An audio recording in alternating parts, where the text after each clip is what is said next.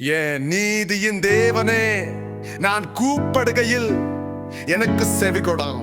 நெருக்கத்தில் இருந்த எனக்கு விசாலம் உண்டாக்கினி. எனக்கு இறங்கி என் விண்ணப்பத்தை கேட்டருளும்.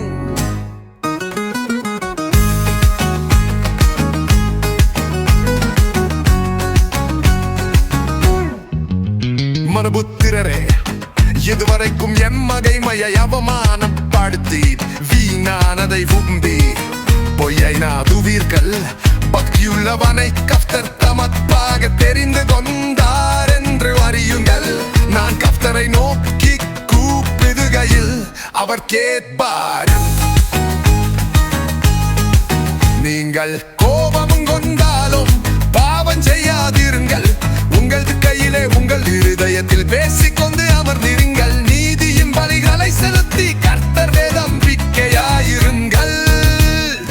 எங்களுக்கு நன்மை காண்பிப்பவன் யார் என்று சொல்லுகிறவர்கள் அநேகர்.